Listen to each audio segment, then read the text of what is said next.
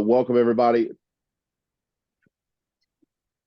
As we come into this space on tonight, I want you to know that if we happen to get Zoom bombed, we're going to shut down immediately. And then we're going to allow, just ask that all of you would sign back on immediately after that, recognizing that we've got the problem under control, but know that we will instantly shut down if there's any Zoom bombing.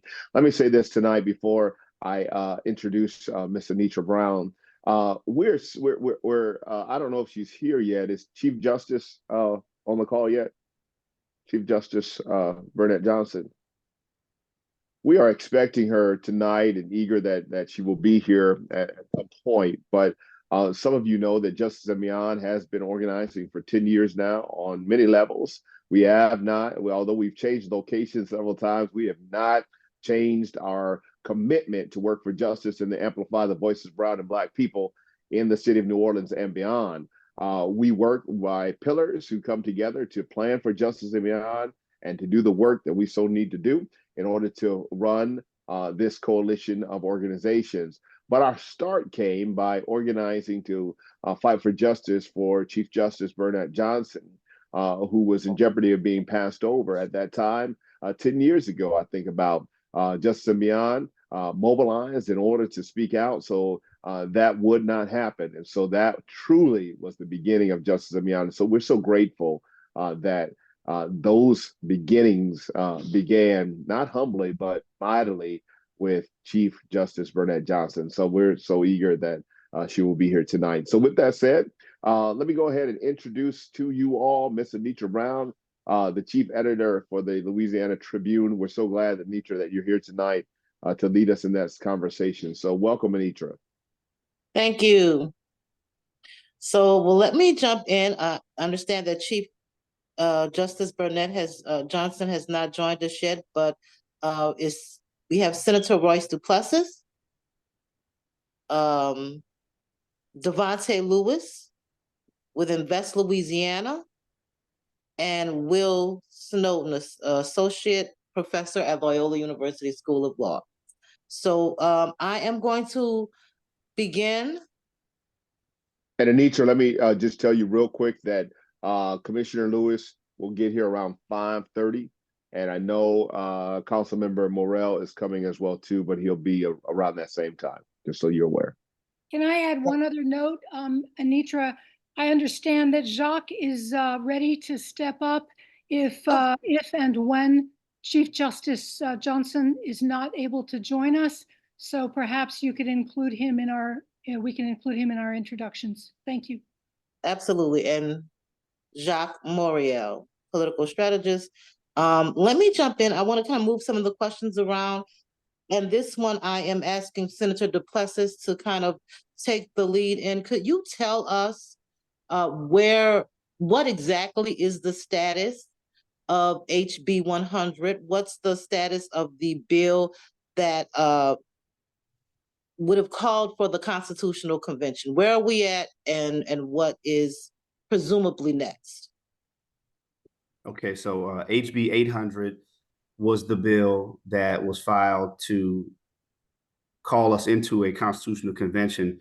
The legislative session ended on June 3rd, last Monday, and that bill did pass the House, but it did not have a hearing in the Senate. So the bill died prior to session adjourning. So as of now, there is no pending legislation. Session ended, and we are pretty much where we began before the session started. So there is no instrument at this time to advance a legislative session. I'm sorry, a constitutional convention. But of course, and I'm sure we'll get to that, just given the title of this evening's conversation. I think I saw the word inevitable in the in the title. So obviously there's still conversations being had, which is what I'm sure prompted tonight's discussion. But as of now, there is no working legislative instrument for anybody to take action on. Thank you for that, Senator Duplessis. And we will kind of come back to what I think is believed to be an inevitable push toward having a constitutional convention. But let's go to another question, and this could be for any of the panelists to chime in on. Could we provide some context for our listeners tonight about constitutional conventions historically in Louisiana, particularly the 1974 Constitutional Convention, and what was the political climate at that time? What brought about that particular convention? And second part or second leg of that question, how does what happened in this current iteration of, although that bill has stalled, has essentially failed for now, how is what happened 50 years ago different than what transpired in this legislative session as it relates to trying to get a constitutional convention in Louisiana? What were the reasons behind it compared to now, the political climate then compared to now? And I hope that's not too much, but if you guys could begin with that. I'll take a first crack at it, Anitra, and then I'll defer. I'll start by saying that there are probably other people on this call, Jacques Moriel and others, who can speak more to what the climate was and what prompted it back in 1973.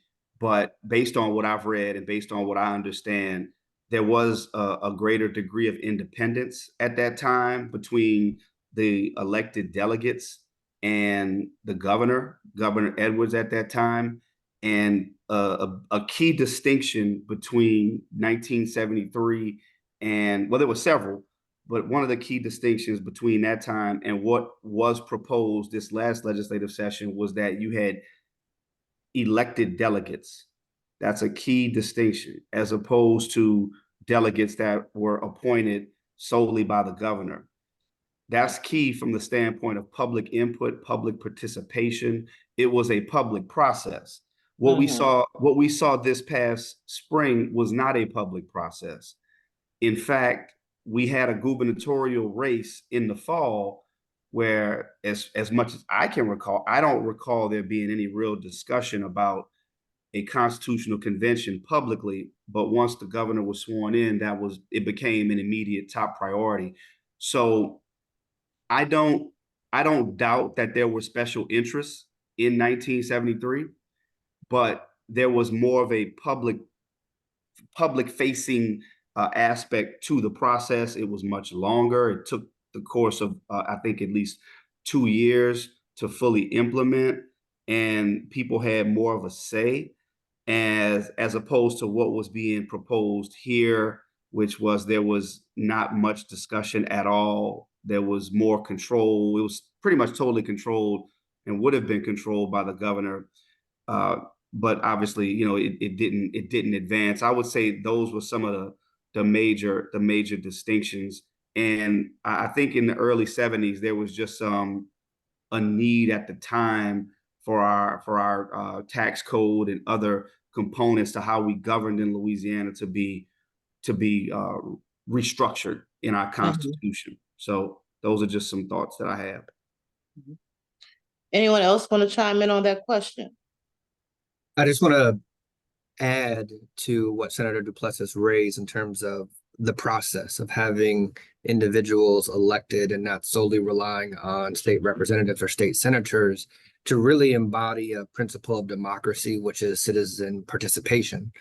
We don't quite see that in the conversations that were happening behind the bill that did not get passed, but also discussions of what a potential convention could look like in August. And so there is that distinction, from in the name of democracy, about how we are aiming to include the voices and concerns of Louisianans, that what we did in 1973 convention, and what is not currently being offered for a potential convention that might happen in August. Absolutely. And I had looked at the individuals who had been selected, or at least provisionally selected by the governor to serve on the Constitutional Convention. I did the math a few weeks ago, and I can't remember the numbers, but what I do remember is that it was woefully, it fell short woefully in terms of being representative of what Louisiana looks like. So in terms of the number of Black people on that panel, in terms of the number of women.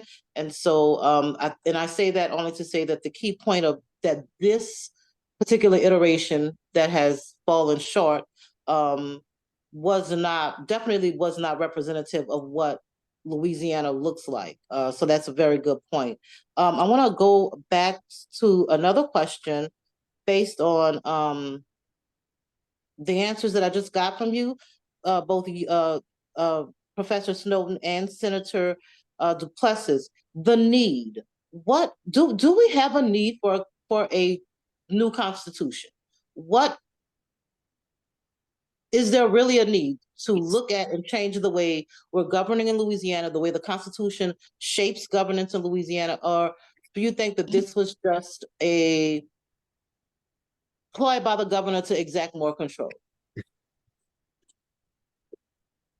I saw Jacques' hand raised, so I want to invite him in to provide some commentary because I have some thoughts as well. I definitely have some thoughts. Yeah, I was just going to add a little bit on the history of the 71 to 74 constitutional reform. The difference is that Edwin Edwards actually ran on a platform of a new constitution. The 1921 Constitution, if you think about it, was 50 years old, but it was dated. It was a pre-Depression, pre-war, pre-Voting Rights Act, pre-telephone age Constitution. So it was time to reform it, and there was a consensus, not only that the Constitution needed to be reformed, but that we were not going to repeat the errors of 1898, the disenfranchisement Constitution, where the legislature turned themselves into delegates and wrote a constitution and really enacted it without a referendum. So all of these ideas about reform informed the Constitutional Convention effort 50 years ago. One important thing to remember, though, the plan was that the Legislative Council, I believe, was going to provide the delegates who were elected popularly from House legislative districts. They were going to provide a proposed draft constitution. And the night before the convention convened, some of the delegates met and they decided that they were not going to consider any pre-drafted constitution, that they were going to start from scratch and write it themselves. The other thing on the delegates, in addition to the delegates who were directly elected, there were special considerations for some constituency groups, including young people, disabled, and the elderly, to ensure that they had a voice in drafting the new constitution. What we saw in HB 800 and all of the other crazy alternative ideas is something very different than what happened in 1971 through 74, which was a people's process. Got you. And so that brings me back to the question again, because, when this whole process began, it just seemed to come, in my opinion, out of nowhere. Governor Jeff Landry decides that we need a new constitution. So is there actually a need, or is there just some misinformed idea that Louisiana needs a new constitution, or is there an actual need? So I'll start by answering the question that there is always a need for us to work towards improving how government works. And I think our governing document, our state constitution, being the guide, is something that we should be willing to evaluate to ensure that it's serving the people in the best possible way. However, the term need has to be qualified based on priorities and where we are as a state and what our priorities are and what the need is up against other needs, other crucial needs. So when you talk about need, hey, there may be a need for us to look at ways to improve the Constitution, but there's no need for us to do it in 2 weeks. There's no need for us to rush it the way that it was done. There's no need for us to just do it in the manner in which it was being proposed. There was absolutely no need for that. So I think there's always a need for us to evaluate the way that we're governing and to make sure we're doing it in the best possible way.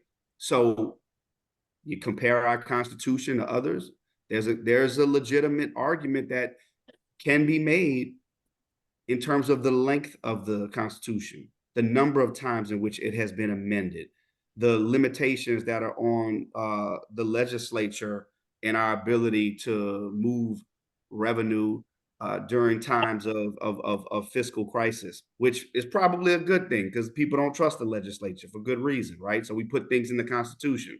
But all of these are questions that can and should be asked, because as society changes, as the state changes, there are things that when the Constitution has to be changed. I'll use the Second Amendment as an example. It's probably not the best one, right? When you look at our federal Constitution, people want to cite the Second Amendment all the time, but when it was originally drafted, they didn't have semi-automatic assault rifles. So, there could always be a need for revision, but the manner in which it's done, how it's done is the more important question. And I think most level-headed, objective people would be willing to have a conversation, but I will tell you that there are some things that, regardless of how it's done, no matter how much time is given or how much public participation there are some things that, once you open up a constitutional convention, could be very harmful. And I'm sure we'll get into what those things are.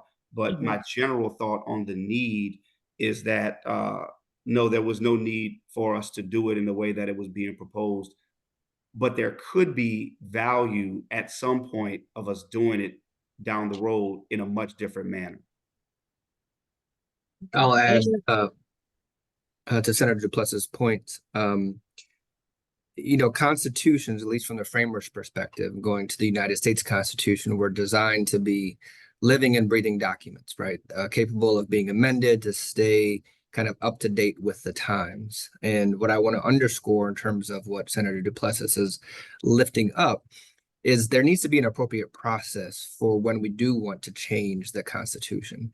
And I think what we're faced with in this moment is, yes, we should be resisting a rushed process, but also we need to have an idea of what is it that we're trying to change in the Constitution before we open up a convention.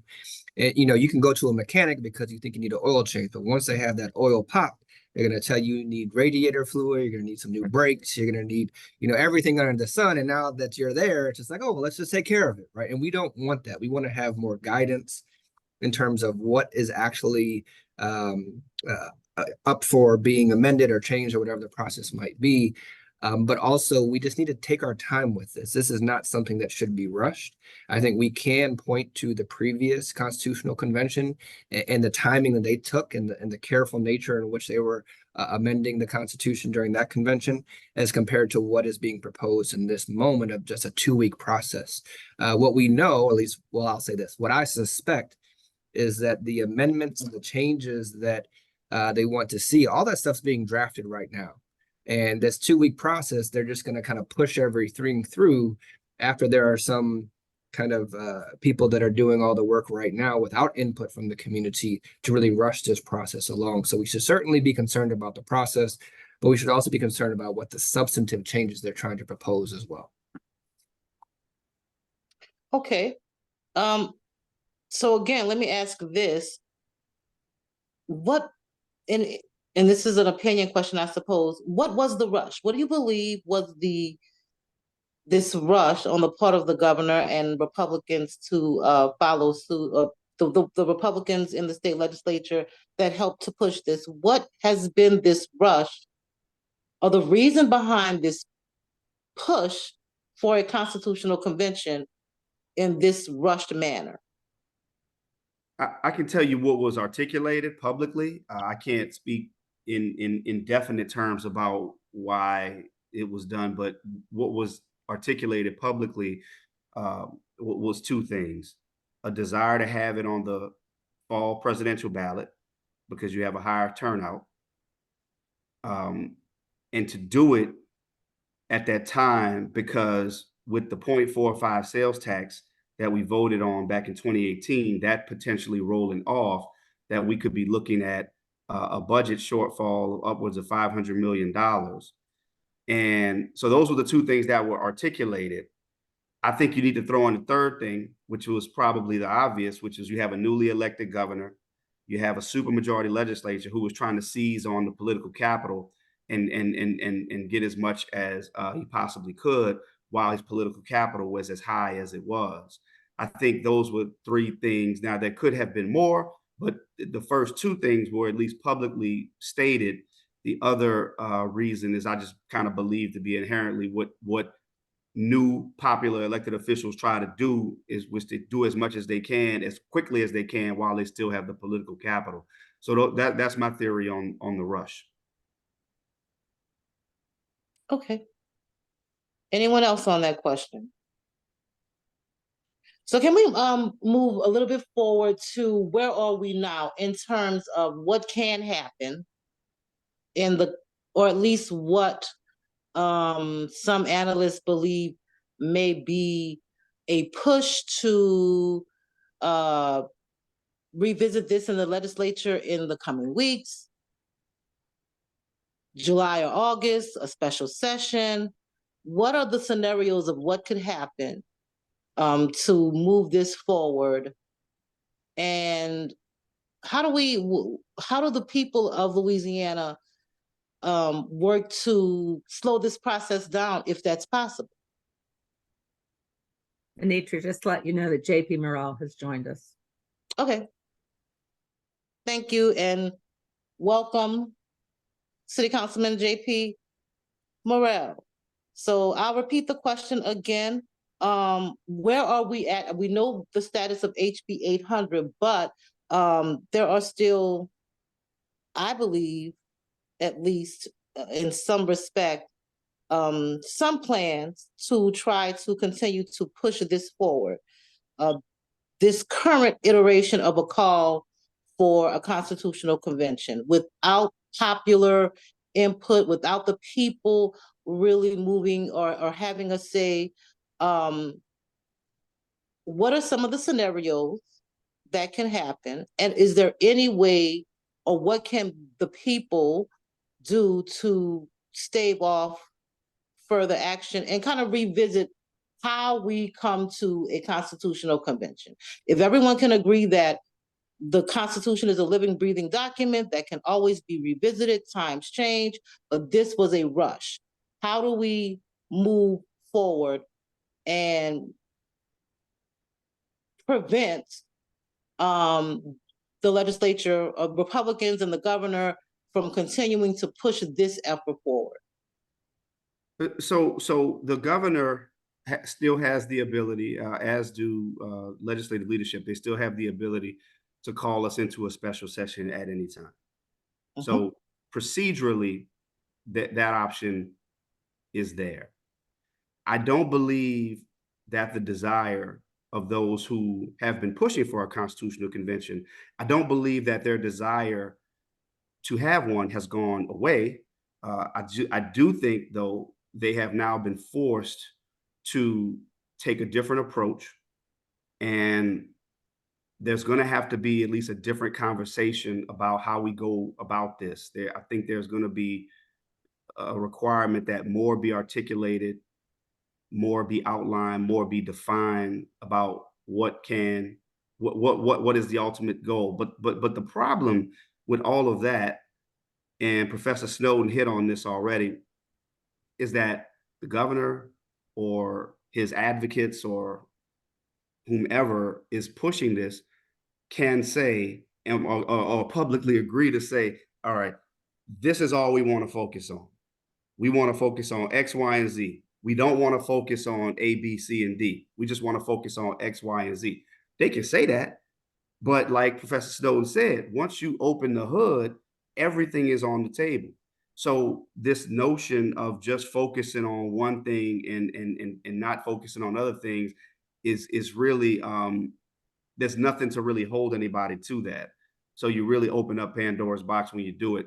I can't say exactly where things are today, but again, I've gotten out of the business of trying to make predictions, because the truth is that there was a time where I believed that HB 800 would make it through. I know that we had skeptics in the Senate, but things ended up working out where we were able to slow it down. But what happens in the future, I don't know. It could be that we don't do anything, right? But I've gotten out of the prediction business. So, right now, I think members are taking this time just to really decompress from what has been a long several months in Baton Rouge. And I think now we can have a more thoughtful dialogue around the whole issue, because it's really difficult when you're competing with so many other issues during the legislative session to have a fully thoughtful and fruitful conversation around something so large as a constitutional convention. So, but at any time they can call us back into a special session, which is what some of the whisper is right now. Mm-hmm. I'll just chime in real quick. I think there are two things that potentially could be taking place right now to prepare the electorate in November around the topic of a constitutional convention. One, I think there can be criticisms about the proposed process, but that can't be the only thing we talk about. I think we have to talk about substantively what are potentially proposed changes, or what are the things that could happen if we did actually have the constitutional convention. The second piece around discussing or raising concerns about the substantive changes is just more difficult to do because we don't know what they are.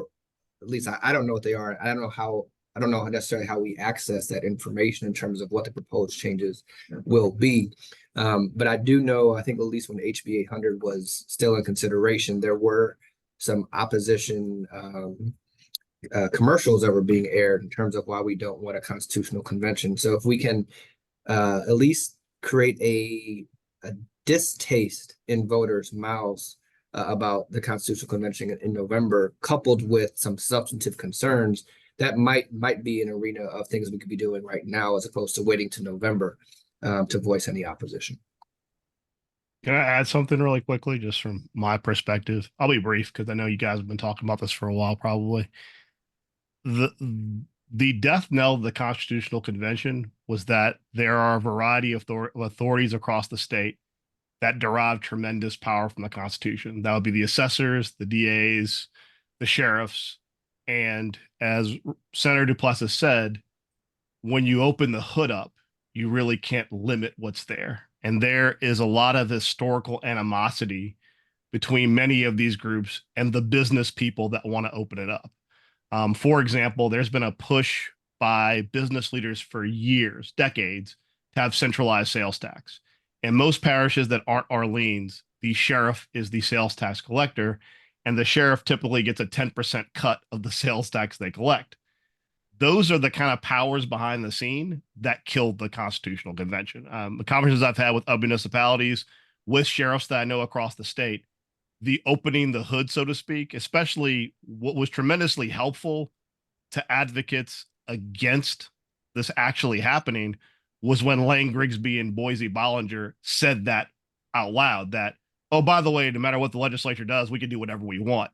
When they confirmed to all those different groups across the state that no matter how you limit the convention, that they reserve the right to make it wide open, I would argue, I know Royce was with his colleagues, but that was what reaffirmed to everyone that there was never going to be a limited convention and that it was kind of all a farce. It was always going to be a wide open exchange.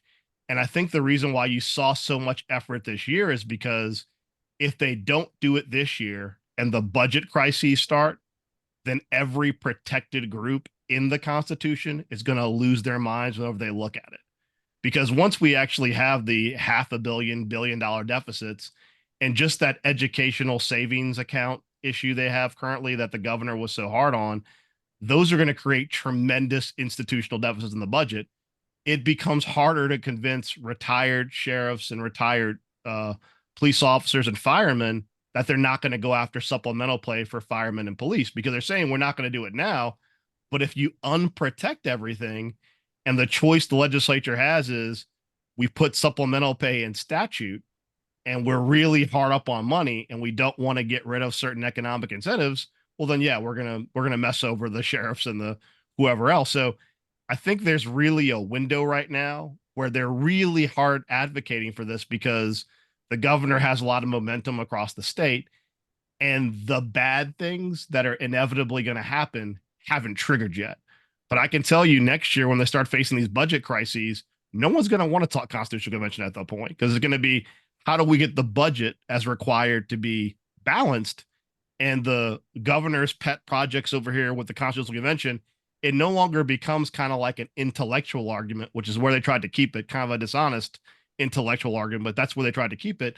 Once the cuts start coming, and once all those protected groups in the Constitution realize they're all in the chopping block, you are going to see unanimous support across the state against it, not because they want to protect the rights of you and me, but because everybody wants to protect their funding. So that's why, like, I think if this is going to happen, there's going to be a lot of conversations in the offseason, as Senator Duplessis said, to try and like figure out the deal they can put together to get it on the ballot.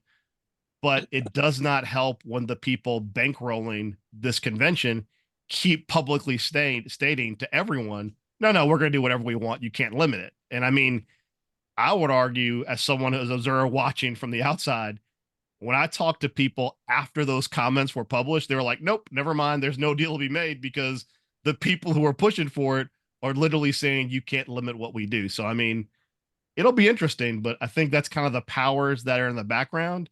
And if they don't get this done this year, it's going to be really hard to get it when the deficits start. Okay, thank you. Anyone else on that question? I would agree, just by suggesting that I think they have a very narrow window in which to try to push this. And again, I think that goes to the earlier question as to why we saw such a mad rush to get it done.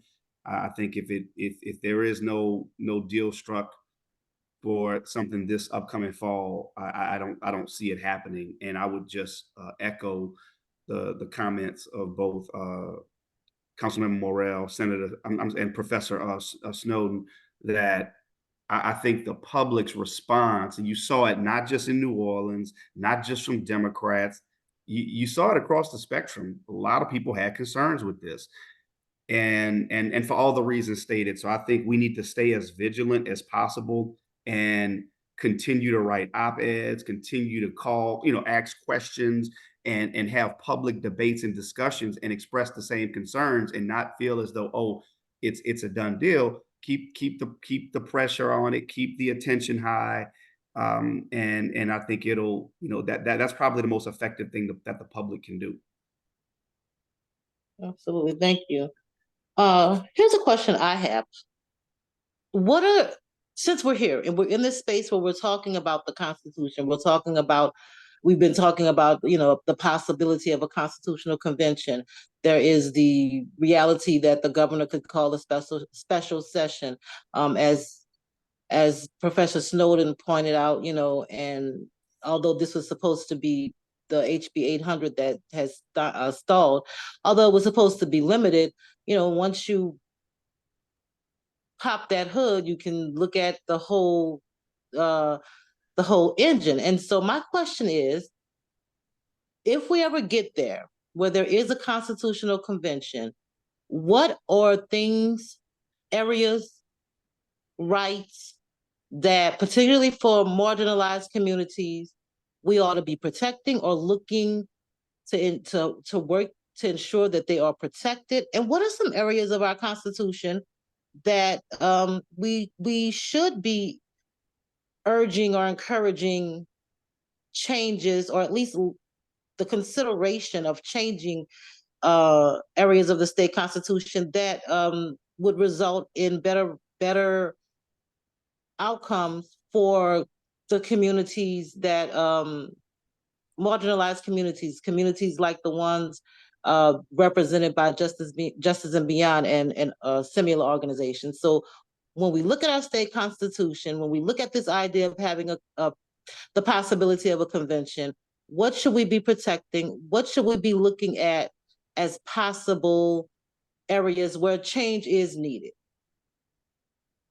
We should be working to protect benefits like no sales tax on groceries, utilities, pharmacy medications, homestead exemption. Those are things that are constitutionally protected that will be vulnerable if we go into a convention. And I think things like the public education MFP dollars also is a big concern, something we need to be paying attention to, especially given the strong push for education savings accounts, and there still being big questions on cost and how we're going to pay for it. Those are just some initial pieces that come to mind. Other things like home rule charter that would impact the city of New Orleans and other home rule charter cities.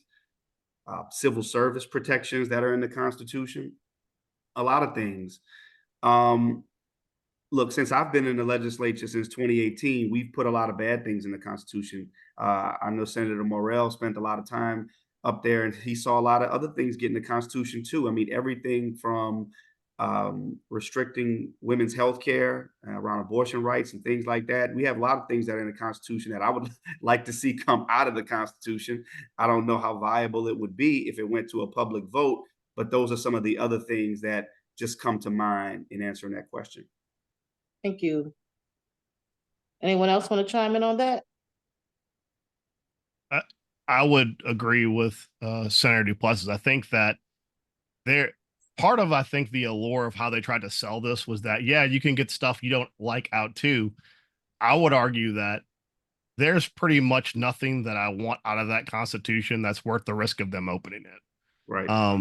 Definitely. We don't have the political clout. We don't have the authority to actually, I mean, I fought for years to get the pronoun language out of statute just to comport with the United States of America, the different laws that were passed regarding gay marriage. And I couldn't get any of that stuff out in statute. Opening up the Constitution, there's simply nothing in there that is so onerous that's worth risking opening it, because there are a tremendous amount of protections. As Senator Duplessis said, I think it's Section 6, which deals with home rule charter cities. That will be the first thing to go. The first thing that they got will be taking out home rule charters. And that will be not just for New Orleans, but pretty much any city in the state of Louisiana will then be vulnerable, like Jackson, Mississippi, where you can simply drop state-led governments right on top of the city.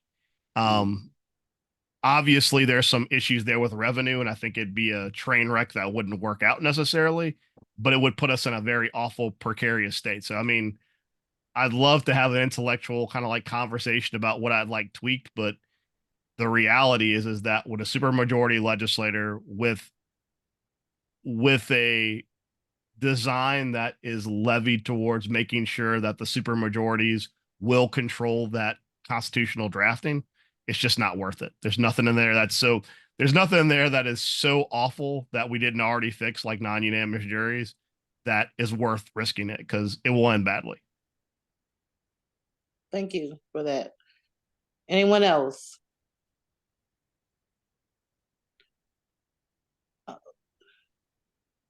Do we have any? I'm sorry, I'm using another.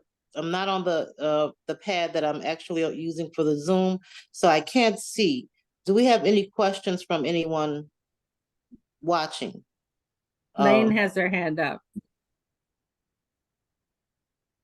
I just wanted to raise the question, although I agree so much that there's a lot of criticism to be done, and I think possibly Professor Snowden had to leave, and it was he who said we should criticize, but we should also address the process, but we should also address the substantive points in the Constitution that we want to protect and that we don't.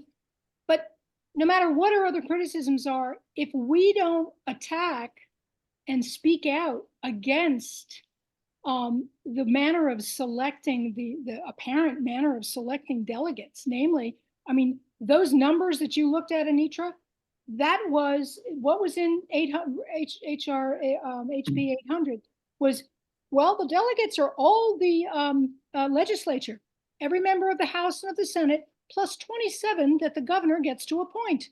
Well, that's a sure supermajority right there, you know, even more of it, it's a hyper supermajority. And I'm just saying, no matter what we do, if we don't attack that so that it can't go, and if we do, and if we're successful, they won't be able to go forward with a 2-week August, you know, attempt. Anyway, I just wanted to throw that out and get some feedback from the knowledgeable people who are here.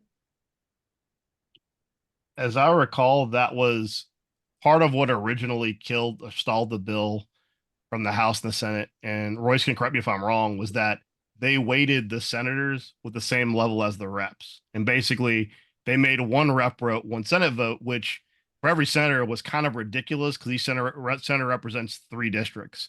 They kind of cured that issue by saying that I think any amendments have to pass each body separately, which kind of returned that part of their power structure. But I mean, the reality is that, like, I think that was the strongest argument, which helped stall the bill.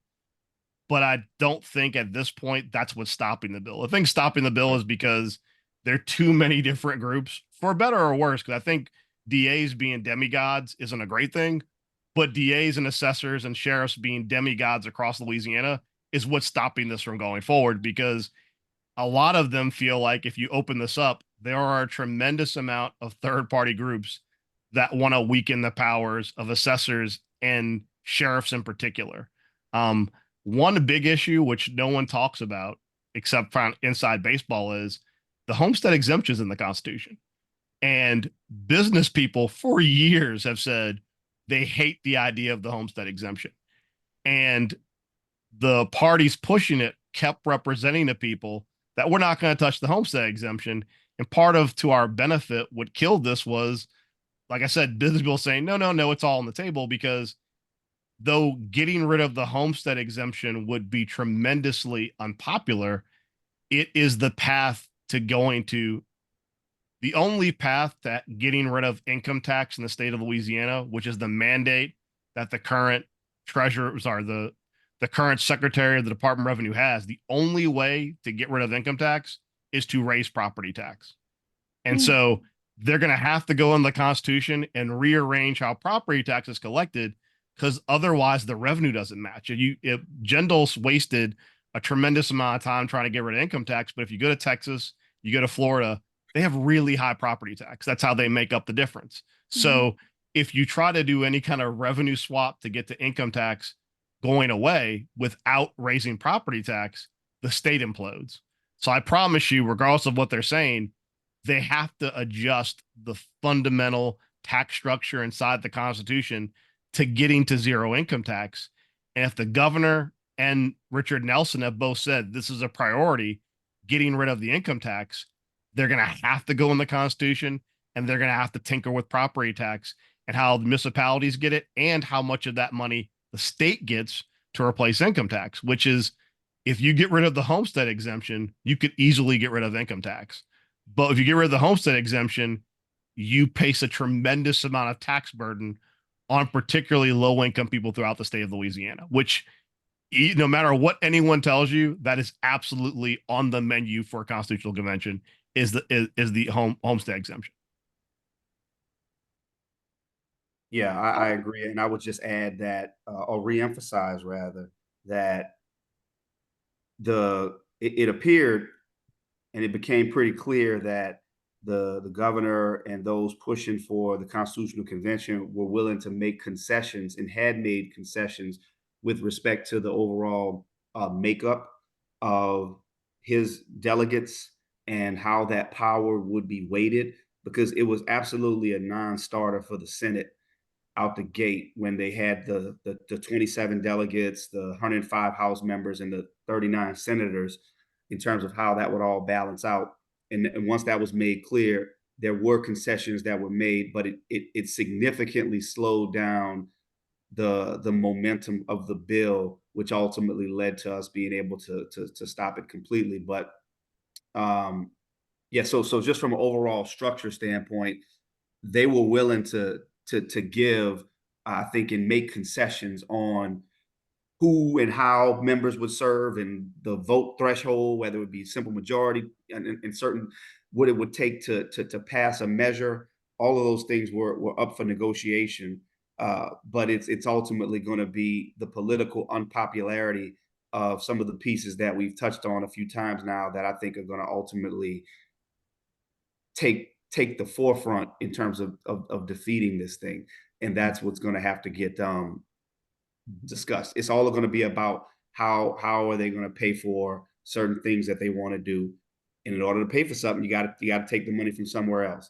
and who's, and that's going to be the politically unpopular component of this.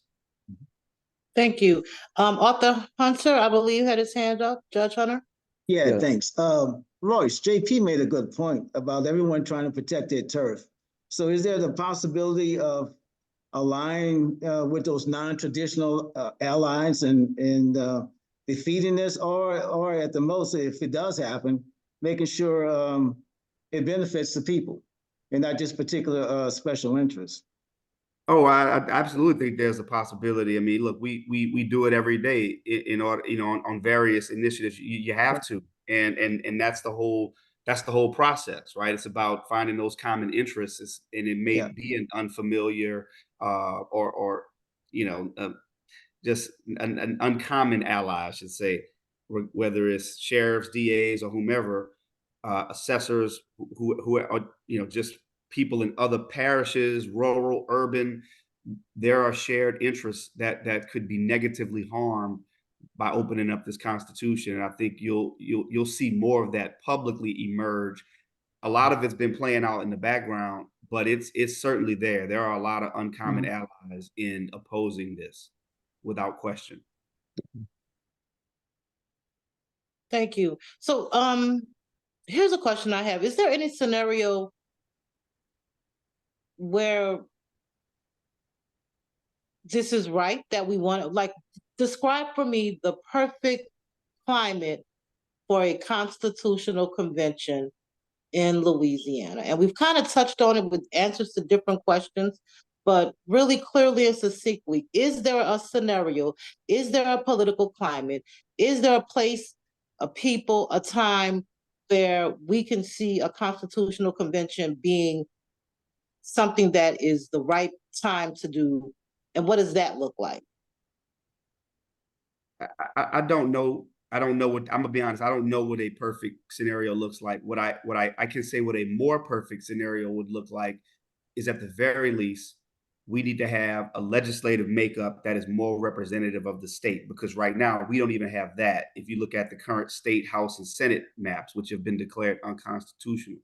So we're about to undertake that process. So for me, undergoing a constitutional convention with a state Senate and a state House that's already been declared unconstitutional by the Middle District, that's for me, we have to first deal with that to get to a more perfect or a better climate in which we can do that type of assessment. But even once we get there, and we don't know what that's going to look like, but even once we get there, I still have real concerns about it. I just do. I don't know what a perfect scenario would look like for us to go into a constitutional convention. I think something like this would really have to be something, for me, that would be more public generated, that the people come to us and say, we want this. We've seen people come and say that they want to be able to do ballot initiatives like states like California, et cetera. I would want this to be more of a public driven process, as opposed to a special interest driven process like we've seen, certain individuals wanting to push their own individual initiatives. To me, a perfect scenario will be where there's a groundswell of support from the public saying our quality of life is such that we believe there needs to be a constitutional convention. That's what I would see as a perfect scenario, and that doesn't exist today. Yeah, I agree with Senator Duplessis. Unless you can move.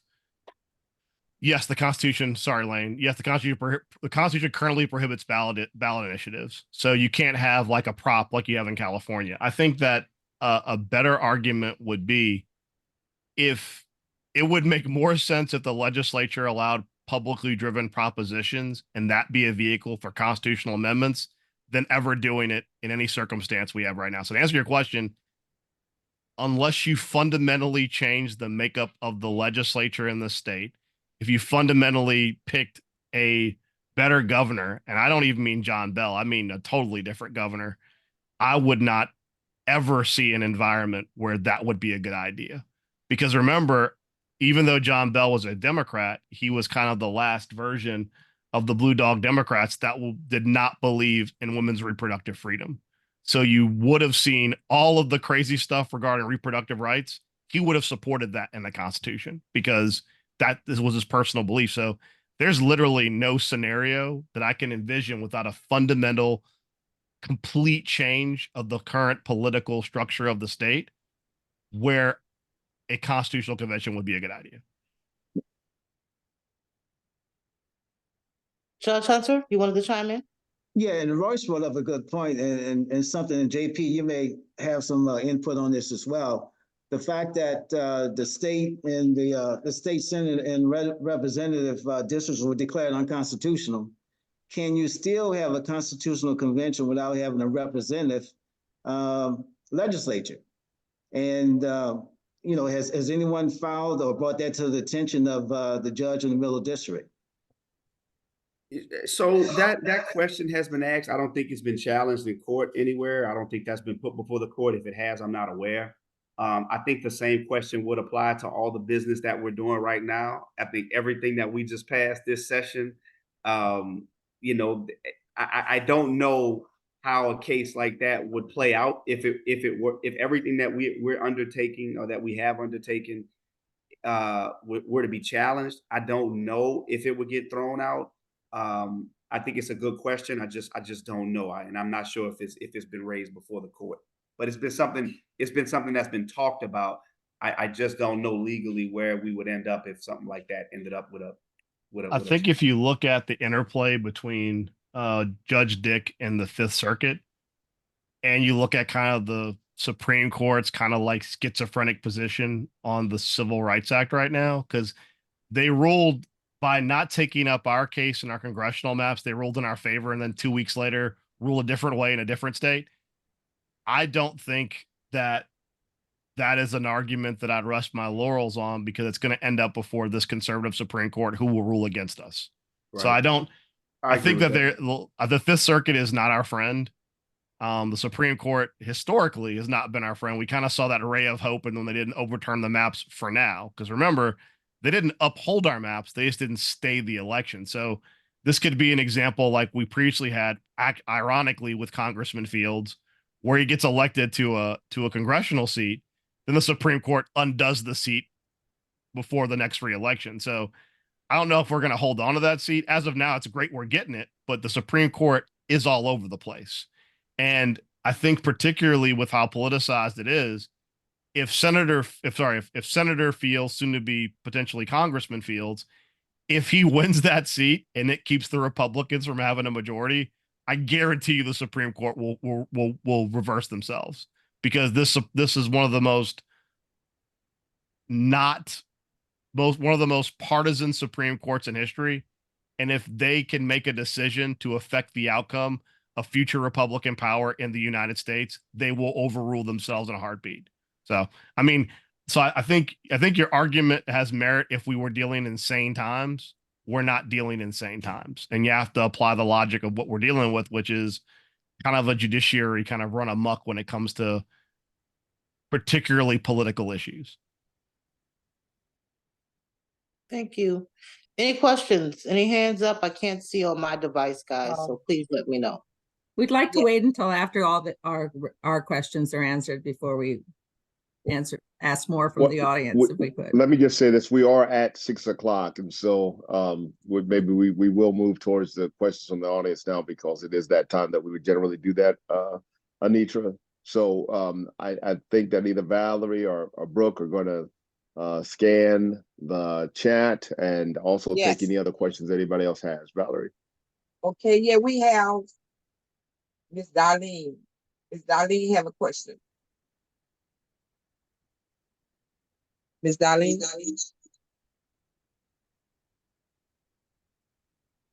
It's why we waiting on. Wait a minute, hold on. I think we have a last question that our guest Anitra needs to say first, right? All right, Anitra, you got one more question? Yeah, the very last question. I guess I can go there now. Give me 1 second.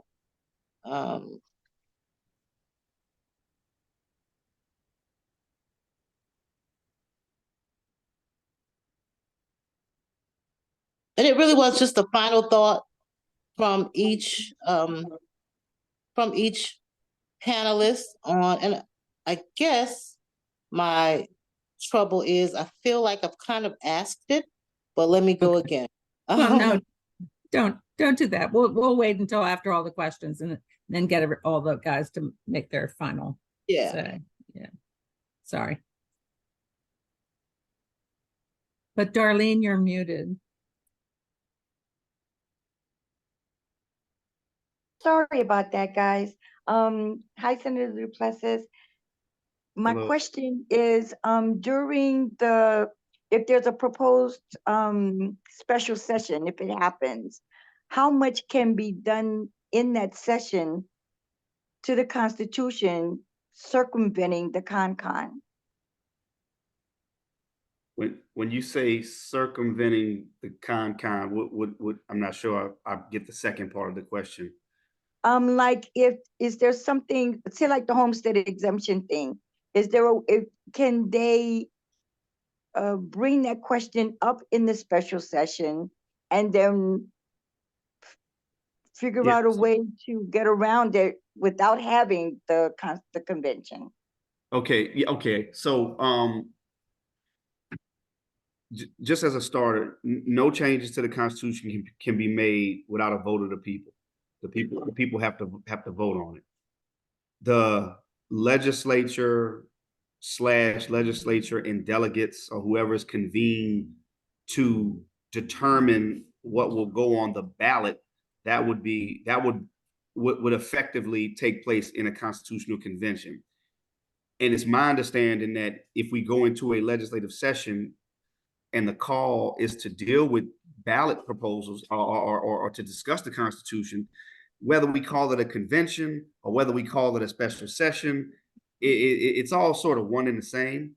But we would go into a special session as a legislature. I'm theorizing right now because none of this has happened. But what ultimately ends up on the ballot would have to be it would I don't see it being any different had we done HB 800, which I think you're referring to as the con. The makeup of how many people participate and the vote threshold, all of those things could be decided in the special session, but there can't be a change to the Constitution without a vote of the people. Okay. Okay, I want to acknowledge New Orleans Citizen Committee on here. We have the chair and we have the co-chair, Mr. Bill Rosso and Miss Barbara Majors. Do you all have any comments or concerns or questions? We just want to acknowledge you all. Thank you for joining us. Do we have any more questions from the audience? Please raise your hand or you can type it right quick in the chat. Okay, we have a question by Mr. John. Yeah, do you hear me? Yes. Okay. I was, Attorney General Landry did a lot of work with other conservative attorney generals, and I think they were using this ALEC program, this conservative advice, and they were quickly able to work together. And I was wondering what the influence of this conservative agenda has been on the idea of the Constitutional Convention and what the Constitution might be. I know we're a Napoleonic law state and all that, but I've got to ALEC believe, ALEC is kind of something we underestimate kind of as progressives and Democrats, is that Republican conservative thought and think tanks are very highly organized. A lot of what you saw with ALEC is really providing scripts to legislators, individual legislators, on conservative advocacy. So, yeah, I mean, ALEC basically creates bills. They have a convention once a year. They educate all of the Republicans on the bills. Then they give them the bill to go file. So as far as the convention itself, I don't think ALEC specifically has an agenda for our specific convention, but a lot of the things they push, especially when it comes to tax reform, in quotes, which is like get rid of everything that helps poor people, those ideas and those policies, a lot of what's in our Constitution limit the ability for the legislature to push the ALEC agenda. So what I would guess is that you'll see a lot of third third-party organizations. The Pelican Institute's one. Obviously, Louisiana Family Forum, Right to Life. They're all going to figure out what parts of the Constitution they don't like. And with all the previous data given by Alec, they'll figure out how to couch those arguments. So a lot of the arguments you're going to hear out of a con and or even, I mean, as Senator Duplessis said, you don't even have to have a con. You could have a special session and just put a bunch of stuff to change the Constitution on the ballot. I mean, the convention itself, if you want to, the thing which I think people really don't factor in is that you could not have a convention and still have a special session to fundamentally change the Constitution step by step. So I think that might be the fallback position for the people that were pushing the convention is, well, we couldn't get a convention. We can call a special session and just gut all the stuff we don't like and not actually have a convention. And all that requires is a series of 2/3 votes that will get on the ballot for November. And obviously the goal there is they are going to make sure to try and crouch together a lot of the unpopular stuff with the popular stuff while the turnout is high for the presidential election. So you're going to see a lot of emphasis on a slate of changes where they emphasize the stuff people is popular and they de-emphasize the stuff that's not, but say you should vote for the whole slate of things. Like, for example, they may tell people if you vote for these things, there'll be no income tax and not educate them on, and by the way, we're raising your property tax. And what that does, it puts people like myself, Senator Duplessis, legislators to try and kind of go out there without the funding and money to kind of counter program, while there's a tremendous amount of money nationally coming down to really provide misinformation. And part of what the challenge is going to be, whether it's a con or a special session, is you can be assured there will be ridiculous amounts of money spent and the airways will be flooded with misinformation promoting that bad things are actually good. And that puts all of us in a difficult spot because it's not an issue of like, will New Orleans do the right thing? Well, we might, but that might not be enough. And so, I mean, that's kind of the danger and the challenge, John, if that answers your question. Like that's kind of what, so ALEC is really a vehicle to kind of indoctrinate certain types of policies and explain it to legislators who then kind of eat it up and spit it out. Thanks. Any other Okay. questions? I can move to the final Yes. statement. Yes, Sure. Sister Andrew, we have Lane. Lane have a question she put in the chat, and I believe this is a very important question. Lane, you want to ask and explain your question, please? I'm sorry. I believe that I should put every question I have into the chat. I don't know that they're all going to get answered, but unfortunately I put in a bunch. I guess you mean the one I asked about what happened to the governor allowing private funding of the Constitutional Convention? Correct. Yes. Okay, then that's the question I'm asking. What happened to that? Is it still been approved, and who approved it? Do any of our panelists have an answer for that? No, I think that language may have been in HB 800, which, as we know, did not pass. But that private funding would have just been to, I'm talking facilities, meals, logistics, funding the operations of it. Nothing prohibits, once something's on the ballot, the third party spending and the money towards campaigning for or against, it'll be no holds barred. I mean, Citizens United is going to allow them to just spend whatever they want to spend. But I think you're referring to the component of HB 800, which would have allowed private third-party funding for the operation of the Constitutional Convention. But of course, that bill didn't pass. Well, I think it's important to note, I think Representative Wright had a bill to lift the campaign expenditure limits. Right. And what was very bizarre is that historically that's been a very unpopular bill. You saw a lot of good government organizations in support of it because they said you would rather have elected officials get larger donations where you know where they come from versus post Citizens United where they just take the money and give it to a dark money pack. And I think what you're going to see if there was a con or a special session, you're going to see a plethora of dark money packs pop up where they don't disclose who's giving them money. And I mean, it's a national kind of epidemic we have right now with these dark money packs where You don't know who's giving money. They don't have to disclose it. And they spend tremendous amounts of money. And what you're going to see is groups like the Koch brothers and like that, who are all just going to pour money into the state, because it's not just about Louisiana to some degree. It's always about creating templates they can use other places. If they can create a constitutional convention here to fundamentally alter a state, to make it more difficult for progressives to get elected, to make business more powerful and people less powerful, and it's successful, it is worth spending $500 million here to take that same model and go state by state to redo it. So, I mean, I think you're going to see different versions of this across the South, and wherever it works, they're going to replicate it. And so, I mean, that's what you're looking at, I think. That is so correct, City Councilman. That is so correct, City Councilman Camille. So next we have a question by Mary, but Mary, your question is a call to action. So we're gonna use that to last, if that's okay. But Darlene have a question. Can the special session be privately funded? Then we're gonna go to Mary. Then I'm gonna turn it back over to the moderator. I The don't question know is, if can the I special don't session know if a be privately scenario funded? where the special session can be privately funded, that the special session will be paid for, like all if there is one, it will be paid for by you and me and taxpayers across the state.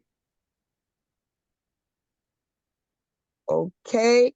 Now, Mary, you can ask your question. Mary, question is a call to action. Then I'm gonna turn you back over to the moderator. Thank you. Okay, good evening. I was just wondering, so is it up to us to keep writing letters to the editor, social media posts, and just talking to people and canvassing about, like, when they say we're going to lower the property taxes, explain that means, I mean, the income tax, that means that most likely our property taxes will be raised. In other words, are you saying it's up to us as a collective to educate people on, like, the ramifications, the unintended or intended consequences of things that could be taken out or changed in the Constitution? I think that based upon, first, we have to see if they can actually cobble together the effort to have one. If they have a constitutional convention or a special session, I think it was Judge Hunter who said it. I think part of the issue there, where success happened previous session, was getting groups that don't normally work together to agree it's a bad idea. So you start there with having unifying messaging with a big tent to kind of say everyone has something to lose in a constitutional convention. I think that if you get past that and the legislature, whether in a special session or a convention, passes bad things on the ballot, you're 100% correct. As citizens, as elected officials, we're going to have to do the work to try and educate people on what really is going to happen. And we're going to have to do that really at an unprecedented level, because we'll be combating, I'm talking about, I mean, biblical amounts of money being spent to crouch those changes in a good way. And it's really going to be incumbent upon individuals and organizations like this, should we get to that step, to really be organized to make that advocacy, because it will be David. I mean, it's not even David versus Goliath fair. It's more like a puppy versus a large person at that point. But that's where we're going to be at, kind of tenaciously grabbing at a leg, because that's the uphill battle we're going to have. Now, that's not to say it's not insurmountable. I think if we can educate people, I mean, if they mess with the homestead exemption and you just inform people really on a really aggressive way that is on the table, that is a uniting issue that unites people in the most rural conservative parts of the state and in cities. Because right now you have people in parts of the state, with the current property tax exemption, I want to say, and this is old numbers, like over 50% of the state does not pay property tax because the homes are valued below that number. So they pay the minimal amount and they pay what's required, but they don't really pay a full-fledged property tax. And it'll be incumbent upon groups like this and elected officials and the like to really kind of reach out to those areas with messages they can understand and go, it's important that you vote no on this, because no matter what pretty ads you get with like kids skipping around and their dads have more money to go on vacation, to say, but you're also going to go in a crippling debt because you're going to lose your house because you can't pay your property tax on your house anymore. Okay, we have another question by Mr. Bill. When is the deadline? I'm gonna go back to it because I was reading. Okay, Mr. Bill, what is the deadline for the bills to be placed on the November ballot? Yeah, that's the When is the question. deadline? That's the question. And it's my understanding that they will have a special session. They will make amendments to the Constitution, part of that special session, and select specific areas that they want to amend. That's the word I'll say on the street. But at the end of the day, I think we have to prepare to vote this thing down and to reach out across the state to help people understand that they're about to lose their democratic rights by a state government that really doesn't care about it. That's the bottom line. I don't have the exact date. I'll work on getting that. I think the Secretary of State, I have to get clarification on the exact date on what the deadline is for something for the November ballot. I don't know if we do something in August that it could even get on the November ballot. It might have to be the December ballot. But I'll work on getting that date back to you, Mr. Bill.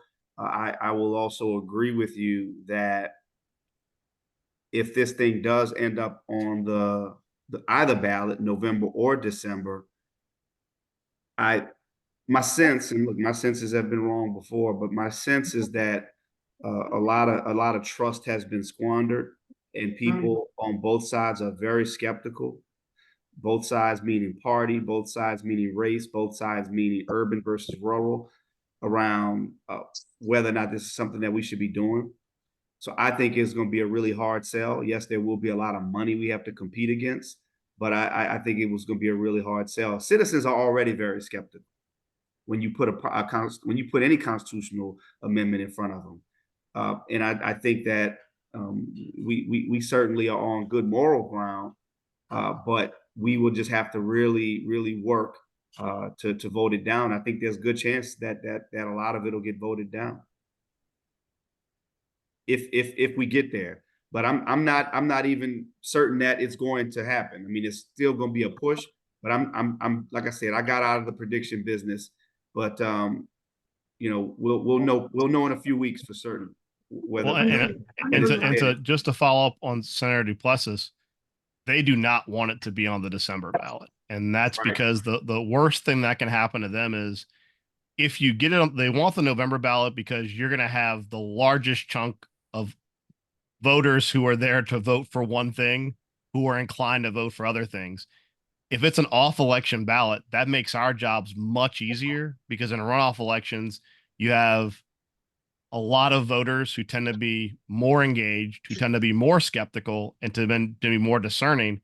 So, I mean, obviously we want nothing, but if we get something, December will be way better than November. November would be very difficult, but December with the right organization is manageable because the people that you'll be talking to for a December ballot are people that are also going to do their own. We're going to read the papers, read the editorials. We're actually going to do some research and know that, oh, wait, this is bad for me.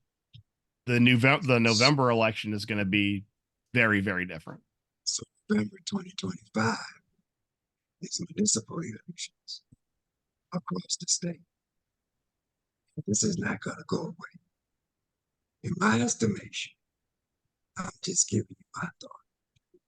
We need to unify the delegation, city council, the mayor, everybody in this community to protect home children, to make sure that we don't have them take money from critical issues like public education. If those things are put on a constitutional amendment, That's I think that the delegation, the mayor, and the council are all united on that. We agree with everything you're saying. The challenge is that all of us agreeing on it does not stop the convention from happening. As like Senator Duplessis said, all the Democrats in the Senate voting 100% against this doesn't stop it. I do think 2025, the reason why the governor blew a tremendous amount of chips to try and get this done and wants it done this year is that he knows when they come in 2025, they're coming in at a $500 million deficit easy, maybe more than that. And once people start to deal with, I mean, as I know, as someone who experienced and lived through Jindal, once the deficits start, the legislature, whether it be the House or Senate, is not going to want to talk about conventions anymore. They're going to want to talk about how do we make sure that everybody gets paid and how everything functions. Because right now, even if you look at the way they tap the Revenue Stabilization Fund, there are a lot of people in the legislature, especially in the majority, who have not grappled yet with the fact that when the sales tax falls off, the wheels go off the car. They're still operating like there's going to be surpluses forever. And I know a lot of Democrats like Senator Harris and Senator Duplessis and the like have been telling them publicly on the mic, you know, we're spending all our money and we're going to need this money later. And I know from Jindal's agenda went to hell the moment we had deficits. Once the legislature spent blanco surpluses, it became very difficult for Governor Jindal to do any of his linchpin issues because everyone was being screamed at about, to your point, Mr. Roussel, we didn't have money to pay for anything. So talking about, you know, how we're going to push the conservative agenda really went on the side. I think you're going to see an acceleration of deficit that's going to make Jindal look like it was like not even in comparison. Thank you, council member. Pastor Manning, I'm sorry to interrupt you. I do apologize, but we had one last person, Miss Barbara Majors. She was the last one that raised her hand before I had called the time. So will you allow Miss Majors to speak then? I'm going to turn it over to you. I really appreciate it. Absolutely. Go ahead, Ms. Barbara. Thank you, Pastor. First of all, thank Justice and Beyond. This is extremely informative. I just want to caution us because oftentimes when we're under siege, we think only about what we're being pounced upon now. That we've got to understand that this is a long struggle. We didn't start with this. It's not going to end with this. The emphasis for me always is to create an informed populace. We don't do that. That's why folk haven't come out and voted. People are disconnected, disenchanted. I don't care what they feel about this politician or the other. But our people are definitely disconnected from the political process. Constitutional Convention, I'm old enough to know if they beat my butt this time, I got to come back and fight the next time. So for me, win, lose, or draw, we're going to still have a whole lot of work to do. So building an informed and educated populace about this stuff. A lot of people, I would say most people in New Orleans don't even know what a city charter is. And we got to do a whole lot of education. We have to do it now. We've also, I really appreciate Councilman Morrell and Senator Duplessis and for one speaking truth about some of these issues.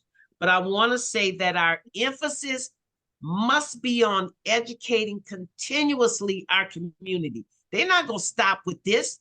They'll be back. If they don't get the Constitutional Convention, they'll be back with something else. So I want us to have a lot, I guess, our vision to go longer and further than what we're dealing with right now. But the fact that we're going to be dealing with this, whether this governor, John Bell Edwards, my butt got kicked under him. I don't care if you call him progressive, all of that. It almost don't matter. And that's why our people are not voting, because they don't understand that it does matter if they vote.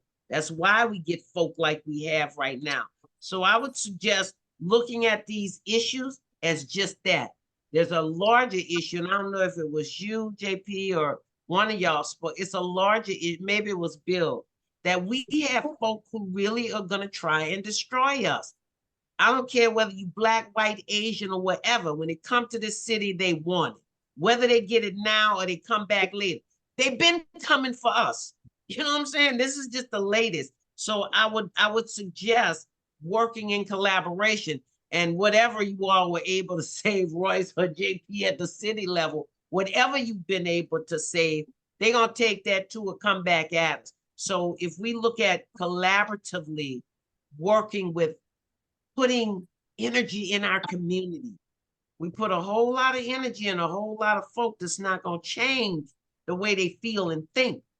But we need to put a lot more energy in educating our people about this. See, I'm the one that's like, I don't know, one of y'all, JP, I appreciate you said it. Yeah, I'm be straight up. I don't care. I'm going to community. I don't care what they come with. They lying and they want to hurt you.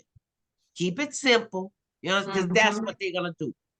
My fear is that my people don't understand, Royce, that when we get in our butt kicked, you know who we come after? We come after y'all.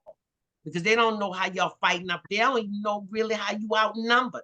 So we got to figure out how we make our people understand with clarity who the real enemy is. That's all I want to say. Organize, organize, organize. Organize, educate, agitate. That's what we do, right, Ms. Barbara? Listen, did you want to give any message from Chief Justice? We know that she wasn't able to be here, regrettably.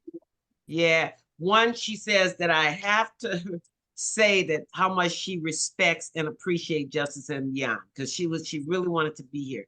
Chief Justice mom is back in the hospital. She's 101 years old. And as Chief Justice often tells me, y'all forget I'm 80. So she said she could not be here, but she's gonna be here because she told me this morning, I'm gonna be able to make it. But y'all know life happens. So please keep your thoughts and prayers up for her and her mom. But she will come eventually, Pastor. She said she's coming because she has so much gratitude to you all when you stood by her, when they came after her as Chief Justice. Justice and Beyond would not be here if it were not for advocating for her, and we definitely will be praying for her and her mother, and love and respect her. Let's move to any closing remarks by Councilmember Morell. Any just closing thoughts you want to leave us with? Well, I mean, I think it's just important, as Ms. Major said, it's important for groups to be organized and consistently active, because what you often see is people get activated over a single issue. That's an issue that applies to them personally, and they get very vested. And when that issue falls off, they kind of fall off too. And it's important for us to always be educating people kind of on what are the current problems and what are the potential future problems to keep them engaged. Because I mean, the real issue is just like people, there's so many different things to distract people. And I sound like I'm turning 46 and I sound 46, and I'm like, I hate social media so much because it really inoculates people to the horrors of the world, because they see it every day pushed in their face. And so when you're trying to explain to them, like I had a very heated conversation with someone when I was trying to explain to them the problems facing Louisiana, and they wanted to argue about me about the war in Gaza. And I'm like, I get that, but we got to deal with the stuff that's going on here too, because if you're focused on that, and that's important, and we should all talk about that, but you got to look at the different ways that things come up, and you have to be able to kind of bifurcate your attention and keep one eye at home, whether it be in the city or the state at all times, because when you're distracted is when bad stuff happens. And I mean, it could be the election of Donald Trump. It could be the election of Jeff Landry. It could be anything in between, but those often happen because the people who have the most to lose, they're distracted by something else happening at the same time. And I mean, that's pretty much the MO for this constitutional convention if it happens and being on the ballot in the fall. People are going to be distracted by the presidential election, and that will be their primary focus. And we'll all have to battle the background noise and try to explain, I get you're excited about this national thing, but here's this local thing that's happening that's really important. It's just, I can't emphasize how important organizations like yours is, how we all need to kind of stick together and have constant communication and dialogue and plan together, because we need to always constantly be elevating each other and giving each other platforms. on how we can get to Absolutely. as many people as possible and kind of push this messaging, because they get you when you're distracted. And right Yes. now more than ever, there's so many things that can distract you that allow really awful things to happen locally and on the state level. Absolutely. Case in point, I believe many of us got distracted with the football game during the governor's election, and look where we are. Thank you, council member. We appreciate you being here tonight. I always appreciate you showing up and speaking your mind and giving us your view and your expertise. Thank you so much. Senator Duplessis, you want to leave us with some closing thoughts? Absolutely. And I agree with everything that's been said. I'm grateful for this dialogue this evening. I'm grateful that you all invited me. I'm grateful for Justice and Beyond. And to JP's point just now about the distraction, couldn't agree more. Look, there were so many bad pieces of legislation that made it through this session this year. And think about all of the bad pieces of legislation that y'all read about, that you were inundated with. I mean, you were bombarded. It was so much you couldn't even keep up with it. And there was still so much other stuff that didn't even make the headlines. They passed a bill that will criminalize organizations who don't register with the Secretary of State for doing voter registration drives. So if Justice and Beyond tomorrow doesn't go and register with the Secretary of State to do a voter registration drive, you can be hit criminally. Like those type of bills actually passed the legislature this year. Horrible stuff. You understand what I'm saying? So it is totally important for us to stay focused. But I wanna kind of bring this thing full circle. Ms. Barber talked about the Chief Justice and how Justice and Beyond was there for her. It's my understanding it was that instance is what brought Justice and Beyond into creation. And I see something like this discussion around the Constitutional Convention as being one of those type of maybe watershed moments that transcends party, transcends race. Obviously, Justice and Beyond, we have a particular bend in terms of where we are regionally and the issues that we fight for, but we've already identified some ways that this could be one of those turning point opportunities. That's why I think you all should be commended for continuing to have this discussion in the heat of the summer and not just saying, oh, well, we defeated it and we all just go on our vacation, which we all need and we need our rest, but we can't lose sight. So the fact that you all even had this discussion at the very end of session is important. So let's build on this momentum. Let's find some uncommon allies to stand up some type of organization, even if it doesn't have a name, but some type of way in which we can discuss these issues and tackle these issues and find new ways to fight back. Because you're right, Ms. Barber, it's not going to stop. Even though we may have held it off a couple of weeks or months, the interest and the desires are not going anywhere. Okay. So I'm just grateful that you all continue this platform. And I'm going to continue to make myself available as much as possible to share my thoughts and my insight. Absolutely. We always appreciate you, Senator. Appreciate the great work that you do and for always showing up and speaking to the people. Appreciate that. God bless you as you continue to work. Miss Anitra, you want to leave us with a closing thought?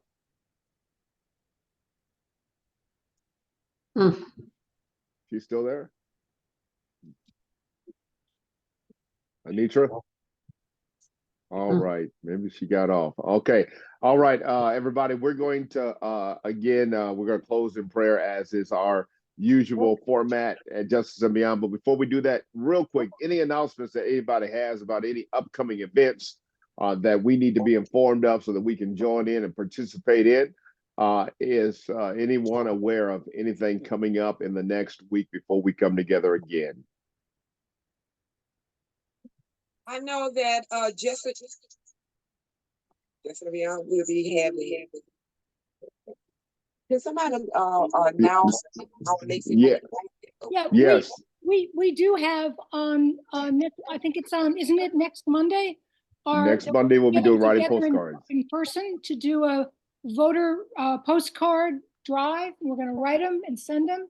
I'm going to provide postage so everybody knows you don't have to worry about that. And we've got lots of postcards, and we're going to do that at Broadmoor Community Church. Is that right? Do we have to register with the governor? Oh, Jesus. And we will have red beans and rice here as well too. So join us at 5 o'clock to write those postcards together as a community. Bring others along with you. We hope to have a great turnout. Any other announcements? Also, Just Beyond have t-shirts, right? This is another way that we fund ourselves. So I want to say that the t-shirts are $20. You see Miss Sylvia or myself or any one of the pillars, we will give you a t-shirt. And when you come on our forum or go to our organization, you know, that's in public, let's let them know that you support Just Beyond because justice shall live. All right. Hopefully we'll have some of those t-shirts available on Monday when you come to write postcards and get the work done we need to get done. All right. I know we're way over time, everybody. So let's wrap this up. Any other announcements? Yes, we have June 20th housing. So we'll be digging deeply into the housing crisis again. Absolutely. All right. Any other announcements? Any upcoming events around the city anybody knows of? All right, everybody. Juneteenth at the Shea Cultural Center. There'll be a panel on education that morning, and the rest of the day they'll be talking to community members about what they want to see in this city and about what's going on. All right. Thank you, Ms. Mr. Barlow. I'm Manning, sure I y'all just can want go. to add one postscript, which is that our plan is to put together and hold another, a part 2 on this in August. We don't know yet where we're going to be then and what we will have been able to accomplish by then, but we need to get together and work some more. So all the speakers who are here tonight, please send us your vacation plans. All right, everybody. Thank you all very much. We're going to end it there. Let's end with a word of prayer as we go forward to continue to fight, to educate, to advocate, and to make sure that we don't ever lose hope. Oh God, we just thank you for the voices that have had input into this conversation. We thank you, God, for the workers that have worked diligently and tirelessly to advocate on behalf of us and done so many things behind the scenes that we're not even knowledgeable or aware of.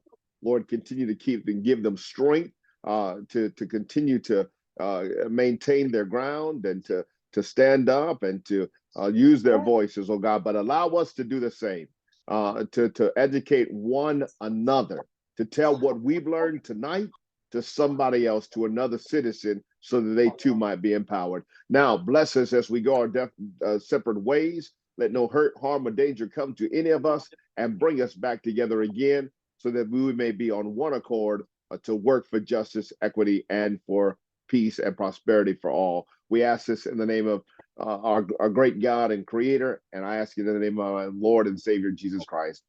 Amen. God bless you all. Thanks for being here tonight. We'll see you next week. Good night, Bye, everybody. Stay safe. Bye, everybody. God bless. Thank y'all. God bless. Good night, everyone. Thanks so much.